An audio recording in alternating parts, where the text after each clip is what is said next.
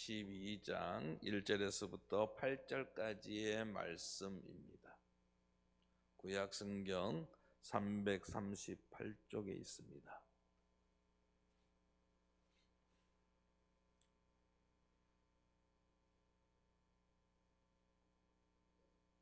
여호수아 12장입니다.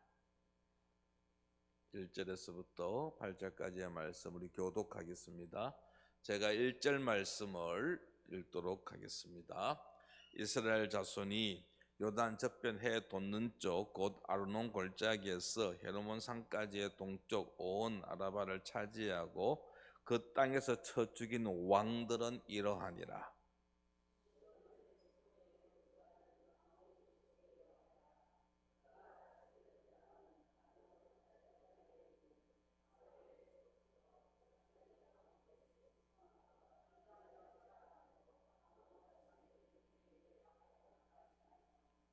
또 동방아라바 긴네로 바다까지이며 또 동방아라바의 바다 곧 여메의 벤예시못으로 통한 길까지와 남쪽으로 비스가 산 길스까지이며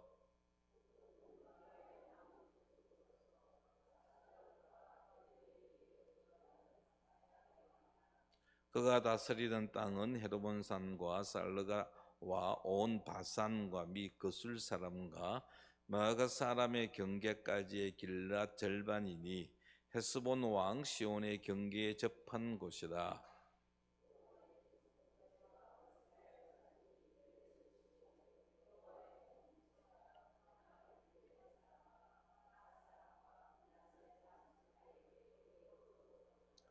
여호수아와 이스라엘 자손이 요단 이편 곧 서쪽 레바논 끝 골짜기의 바알갓에서부터 세일로 올라가는 곳 한락산까지 쳐서 멸한 그 땅의 왕들은 이러하니라. 그 땅을 여호수아가 이스라엘 지파들에게 구분에 따라 소유로 주었으니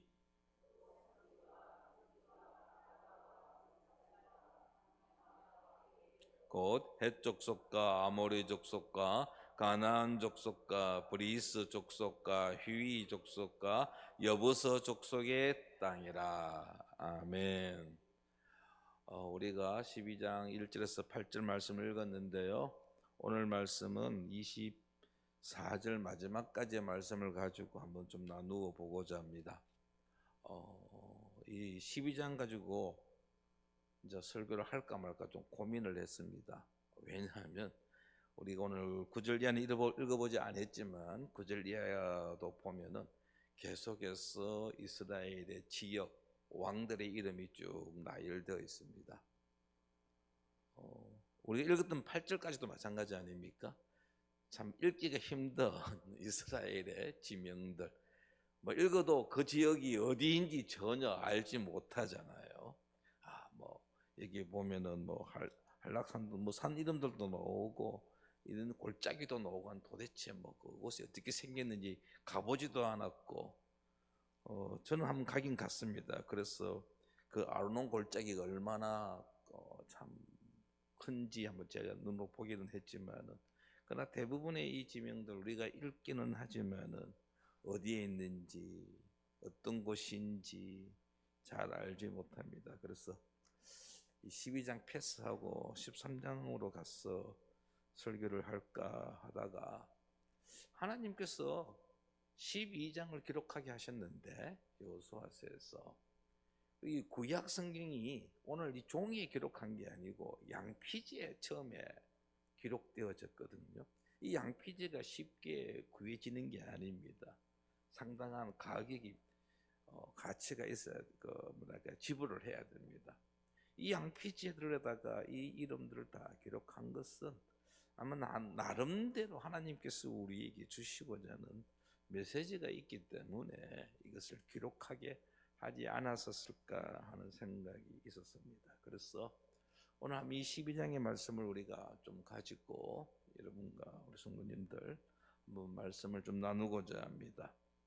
여호수아서는 크게 둘로 구분되어집니다. 내용이 있어서 둘로 나눌 수 있는데요. 두 단어를 사용하면은 정복과 분배입니다. 11장까지는 정복에 관한 이야기입니다. 요단강을 건넌 이스라엘 백성과 여호수아들이 이스라엘 땅, 오늘 가나안 땅이죠. 가나안 땅, 성경의 가나안 땅, 오늘날 이야기하면 이스라엘 땅, 팔레스타인 지역입니다. 그 땅들 여리고에서부터 시작해서 하나씩 하나씩 전쟁을 통해서 정복한 이야기가 11장까지의 내용입니다. 13장부터는 분배에 관한 이야기입니다. 이제 이스라엘이 가나안 땅을 차지하였는데, 정복하였는데 그 땅을 어느 지파가 가지고 갈 것이냐 하는 이야기입니다. 물론 두 지파 반, 르벤 지파와 갓 지파와 므낫세 반 지파는 요단강 서편 동편 땅을 차지했습니다. 분배를 했습니다. 나머지 9지파 반은 이 가나안 땅을 이제 나누어 가져야 합니다. 그래서 어느 지파가 어느 땅을 차지할 것인가에 관한 이야기가 13장 이하의 내용입니다. 그럼 12장은 뭘까요? 12장은 11장과 13장 이후의 내용을 연결시켜주는 것이라고 할 수 있는데요, 11장까지의 내용을 요약한 것이죠. 11장까지의 내용, 이스라엘 사람들이 정복한 땅을 쭉 이름을 열거한 것이죠. 또한 이 12장의 말씀은 앞으로 있을 이스라엘 백성들에게 분배 얻어질 땅들, 그에 대한 기초 자료라고 할 수 있겠습니다. 모두 여기에 여기 그 7절 이하에 보면 이제 여호수아가 요단강 서편을 정복한 그 왕들의 이야기가 나오는데요, 모두 31명의 왕이 등장을 합니다. 1절에서 우리 6절까지는 모세가 정복했던 왕들 이야기고요, 7절 이하는 이제 여호수아와 이스라엘 백성들이 전쟁을 통해서 정복한 31명의 왕이 등장을 하게 되는데, 여러분, 가나안 땅이 그렇게 큰 땅이 아닙니다. 우리나라 경상북도 정도 한다고 생각하시면 됩니다. 땅 크기가 경상북도나 강원도 좀밖에 안 되는 땅입니다. 거기에 31명의 왕이 등장했다는 이야기는 당시 나라가 지금처럼 이렇게 큰 나라가 아니고 여러분들 도시 국가 형태라고 생각하시면 됩니다. 그래서 여리고라는 성이 있었고 그 주변에 지역을 여리고의 성주, 왕이라고 성경이 표현하고 있죠. 왕이 다스리고, 아이성도 마찬가지고 베델성도 마찬가지고 예루살렘도 마찬가지고, 어느 한 도시를 중심으로 해서 여러 31개의 작은 도시 국가들이 있었고, 그 도시 국가들을 이스라엘 백성들이 전쟁을 통해서 다 정복했던 것입니다.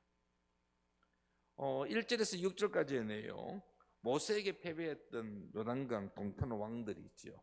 1절 말씀을 한번 보십시오. 1절에 보면 이스라엘 자손이 요단 저편해 돋는 쪽, 저편, 요단강 저편 해 돋는 쪽은 요단강 동쪽을 이야기합니다. 곧 아르논 골짜기에서 헤르몬 산까지의 동쪽 온 아라바를 차지하고 그 땅에 처 죽이는 왕들은 이러하니라 했습니다.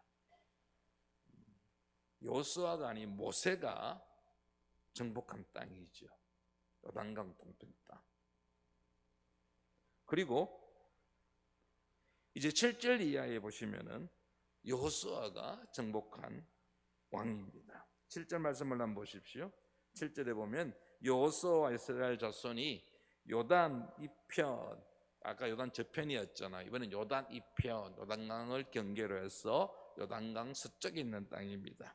이 서편 그 서쪽 레바논 골짜기의 바알가세스부터 세일로 올라가는 곳 한락산까지 쳤어 멸한 그 땅의 왕들은 이러하니라 했습니다.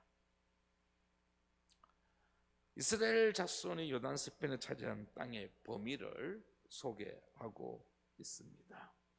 그들이 차지한 땅은 북쪽으로는 레바논 골짜기 바알가스에서 시작해서 남쪽에 세일로 올라간 한락산까지입니다. 여리고에서 시작해서 모두 31명의 왕들이 도시 국가의 왕들이 여호수아와 이스라엘 백성들에게 도전하였는데 다 패배하고 말았죠. 그래서 여호수아가 드디어 가나안 땅을 정복하게 된 것입니다. 오늘 이 말씀을, 이 기록들을 보면서 좀 하나님에 관하여 좀 우리 성도님들과 나누고 싶습니다. 첫 번째가 뭐냐면 전능하신 하나님이십니다. 전능하신 하나님, 역사의 주관자 되시는 하나님이십니다. 하나님께서는 이스라엘 백성들과 함께 하셨고 하나님께서는 그들로 하여금 가나안 땅을 차지할 수 있도록 하셨다라는 것이죠. 여호수아가 요단강을 건너가기에 앞서서 모세 뒤를 이어 새로운 이스라엘 지도자가 되었습니다. 그런 그에게 하나님께서는 담대하라라는 말씀을 주셨습니다. 담대하라 말씀을 주셨다는 이야기는 여호수아가 두려워했다라는 것이죠. 모세의 뒤를 이어서 이스라엘 백성이 지도자가 되었지만 어떻게 저 요단강을 건너가서 가나안 땅을 정복할 수 있을까는 불안과 두려움과 염려 속에 있는 여호수아에게 하나님께서는 내가 너와 함께 할 테니 걱정하지 말고 염려하지 말고 불안해하지 말고 두려워하지 말고 가라 했습니다. 그래서 여호수아 이스라엘 백성들은 하나님의 말씀을 의지하여 하나님의 말씀에 순종하여 요단강을 건넜고 여리고에서부터 시작해서 여러 전쟁들을 치루었던 것입니다. 이스라엘 백성들이 전쟁했지만 실상은 하나님의 전쟁이라 할 수 있습니다. 하나님께서 그들로 하여금 전쟁에서 승리하게 하셨다라는 것입니다. 그런데 이제 1절에서 6절을 보니까 이 요단강 동편 이야기가 나오잖아요. 이게 시온 왕하고 옥 왕이 등장을 합니다. 이 아모리 족속들 가운데에 이 시온, 헤스본에 있던 시온, 그리고 바산 왕 옥 이야기가 등장을 하는데요. 여러분, 어쩌면 이스라엘 백성들이 팔레스타인 가나안 땅, 하나님께서 허락하신 젖과 꿀이 흐르는 땅 가나안 땅을 정복하는 데 있어서 불로소득이라고 할 수 있습니다. 요단강 동편 땅은 하나님께서는 요단강 동편에 관해서는 하나님 약속하지 않았던 땅들이거든요.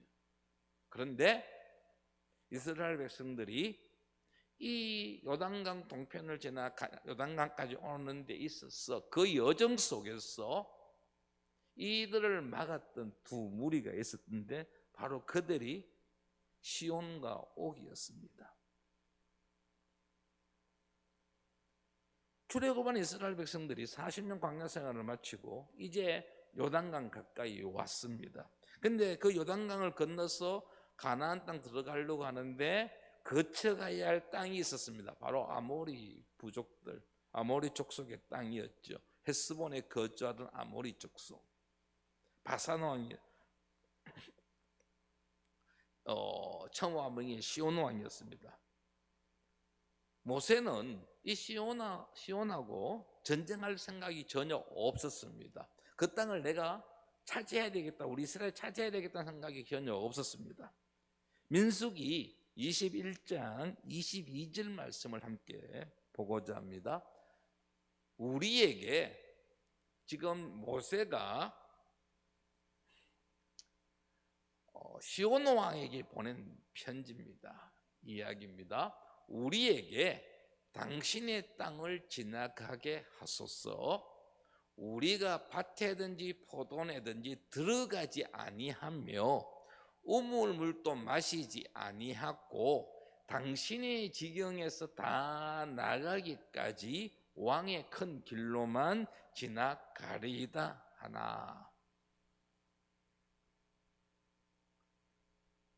시온에 다스리고 있던 그 영토는요, 이집트와 메소포타미아의 그 무역을 거래하는 상인들이 지나가는 대로에 있는 곳입니다. 애굽에서 메소포타미아 지역에 가려고 하면 거쳐 가야 합니다. 그래서 지금 모세와 이스라엘 백성들도 이제 돌아서 가나안 땅으로 들어가려고 하면은 이 바산왕의 영토를 지나가지 않을 수가 없었습니다. 그래서 바산왕에게 이렇게 이야기를 했습니다. 약속을 했습니다. 우리 이스라엘 백성들이 지금 가나안 땅을 가고자 하는데 가려고 하니까 당신들 땅을 우리가 통과해야 한다. 우리가 다른 길 안 가고 큰 길 따라서 상인들이 다니는 그 길 따라서 우리가 갈 테니까 걱정하지 말고 우리에게 좀 길을 열어달라라는 것이었습니다. 근데 시온이 허락하지 않았습니다. 못 온다는 것이죠. 당신들 지나가지 못한다. 지금 여러분 모세가 어떻게 이야기하고 있습니까? 우리가 밭에든지 포도원에든지 심지어는 뭐예요? 우물물도 마시지 아니하겠다라고 했습니다. 그런데 시온은 안 된다는 것이죠. 그래서 결국 이스라엘과 시온의 전쟁이 일어났던 것입니다. 시온이 이스라엘을 오히려 공격했습니다. 그 결과 이스라엘의 승리였다라는 것이죠.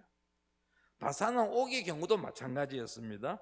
민수기 21장 33절입니다. 33절에 보면 그들이 돌이켜 바산길로 올라가매 바산왕 옥이 그의 백성을 다 거느리고 나와서 그들을 맞아 에드레이에서 싸우려 하는지라 했습니다. 지금 이스라엘은 싸우고자 하는 목적은 아닙니다. 그냥 지나서 요단강까지 가가지고 강을 건너서 가나안 땅을 차지하고자 하는데, 거기서 전쟁하고자 하는데 이 옥도, 바산왕 옥도 막는 겁니다. 지나갈 수 없다라는 것이죠. 그래서 결국 이 바산왕 옥과의 전쟁도 여러분 일어나게 되었고 결국 이스라엘의 승리로 끝났다라는 것이죠. 이 시온과 옥, 이들은 이스라엘 백성들이 출애굽할 때의 사정을 알고 있었습니다.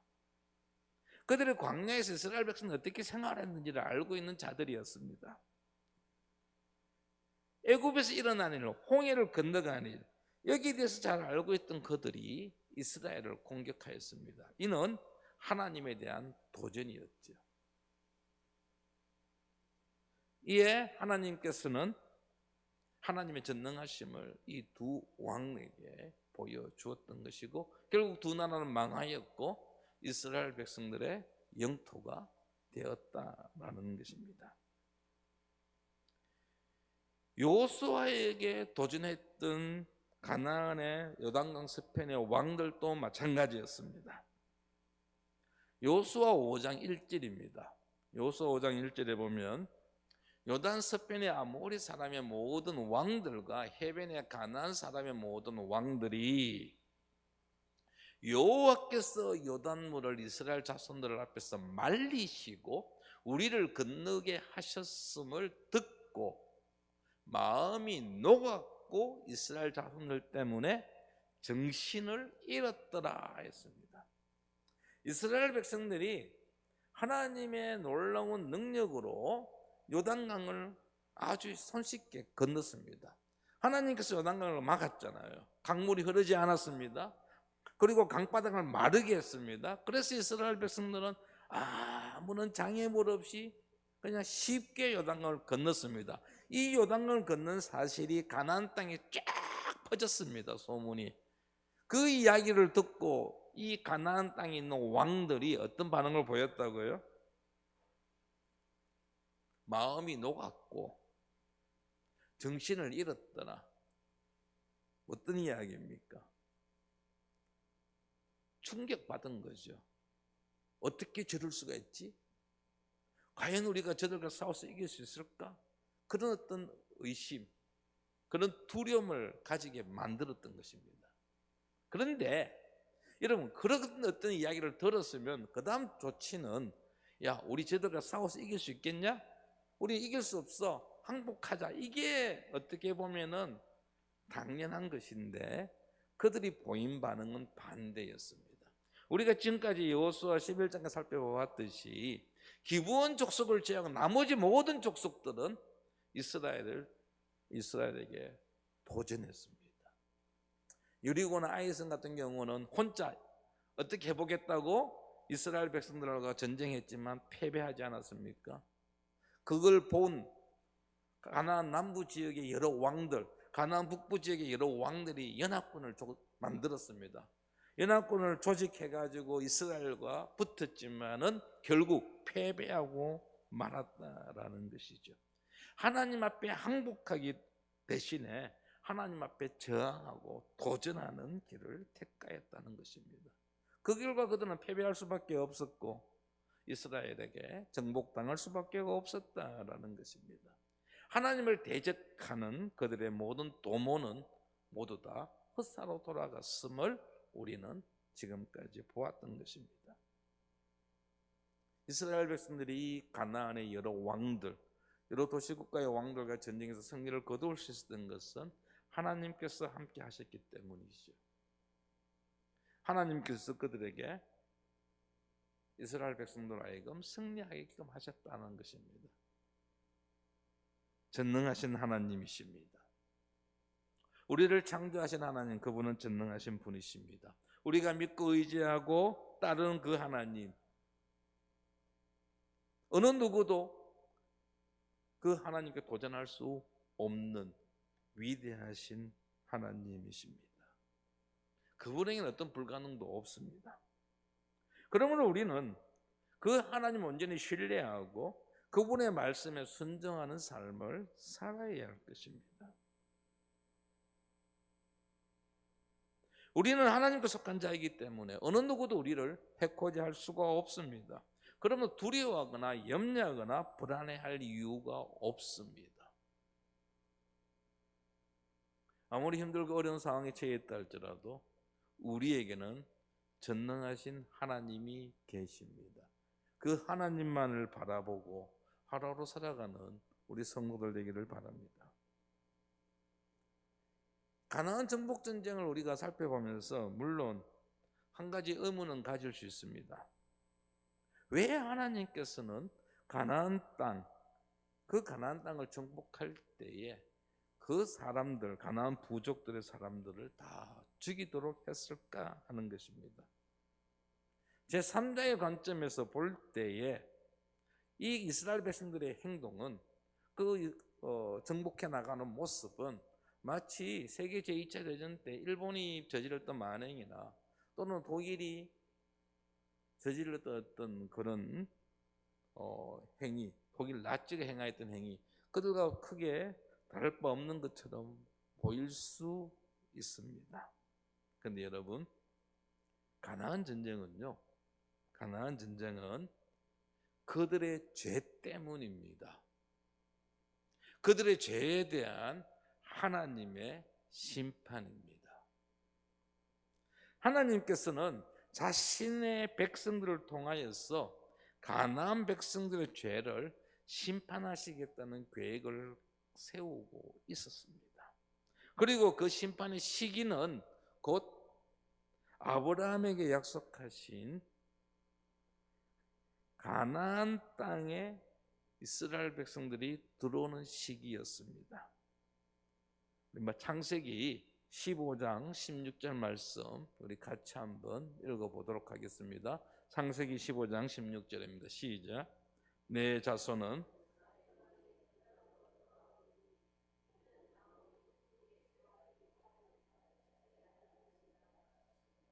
아멘. 하나님께서 아브라함에게 가나안 땅을 약속하셨습니다. 이 땅은 너희에게 주겠다라고 했어요. 그런데 아브라함에게 주시는 것이 아니라 이 말씀 다시 한번 보십시오. 보면은 4대 만에 이 땅에 돌아오겠다. 나중에 다시 이 말씀 다시 살펴보겠지만은요, 지금이 아니라 나중에 이 땅을 주시겠다는 거죠. 왜냐하면 그 이유가 무엇이라고요? 아모리 족속의 죄악이 차지 않았다는 것이죠. 하나님이 정해놓은 데드라인에 아직까지 도달하지 않았다라는 것입니다. 하나님의 심판 한계선에 도달하지 않았기 때문에 하나님께서는 아브라함 대에 그 땅을 주시는 것이 아니라 그의 후손들에게 이 땅을 주시겠다고 말씀하셨던 것입니다. 이스라엘 백성들이 4대 후에 가나안 땅 입성했을 때 가나안 부족들의 죄악은 극한 상황까지 채워졌습니다. 그래서 하나님께서 이스라엘 백성을 통하여서 그들을 심판하신 것입니다. 이 사건을 놓고 모 헤더 박사는 이렇게 이야기합니다. 가나안 정복은 무서운 외과 수술이었다. 그러나 그것은 수술이었지 살인이 아니었다. 건강한 지체가 살도록 암을 제거한 것이다. 우리가 드라마사에서 외과 의사들 수술하는 모습 보잖아요. 정말 무자비하게 우리 배 자르는 모습 한 번씩 그런 볼 수 있잖아요. 죄라는 암을 없애기 위한 하나님의 수술이라는 것이죠. 그들의 죄악 때문에 가나안은 심판을 받지 않을 수가 없었고 결국 이스라엘에 하여 멸망할 수밖에 없었다는 것입니다. 그리고 하나님께서 가나안 백성들의 가나안 여러 부족들의 죄를 용서하지 않은 것은 이스라엘 백성들에 대한 하나의 경고이기도 합니다. 이스라엘 백성들은 하나님의 택함을 받은 자들입니다. 따라서 하나님의 택함을 받은 자로서 살아야 합니다. 하나님 백성답게 살아야 합니다.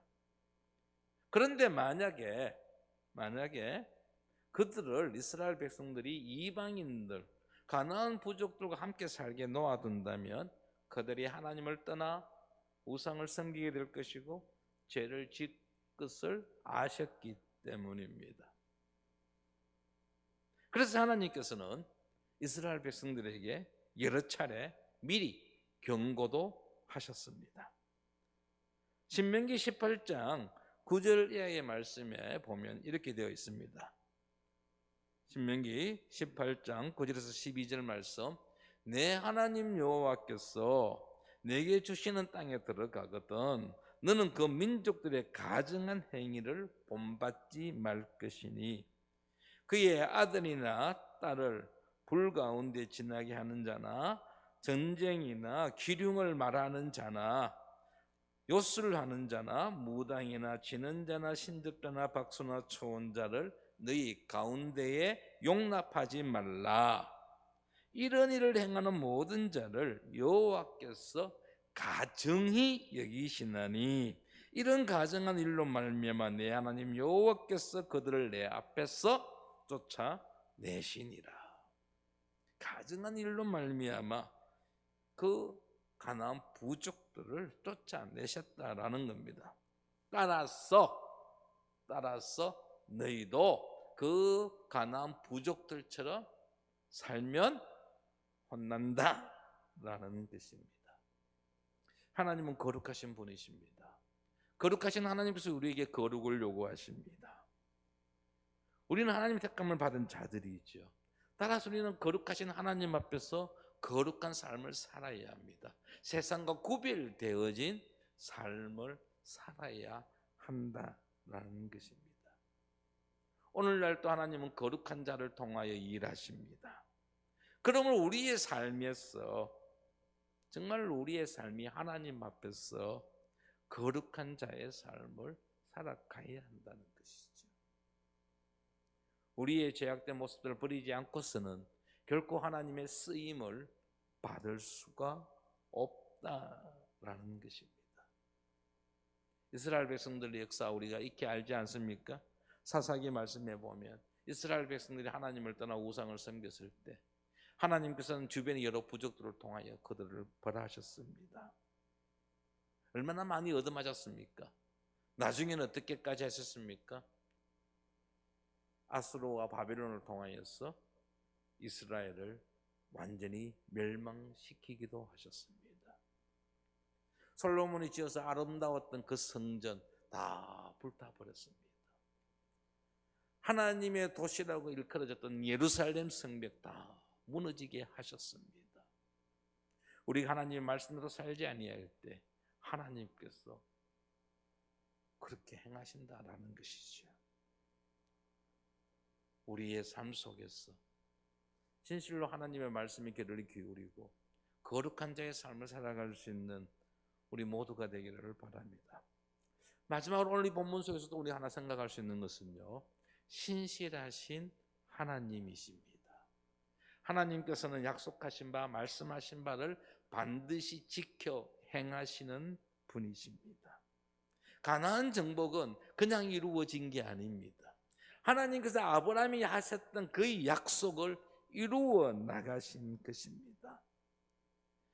아브라함을 불러서 가나안 땅을 주시겠다고 하신 하나님, 그 하나님께서 그 약속하신 바, 아브라함은 죽고 살아 없지만은 그러나 그의 후손대에 이르러서 그 약속을 지켜 행하셨음을 입증해 주는 사건입니다.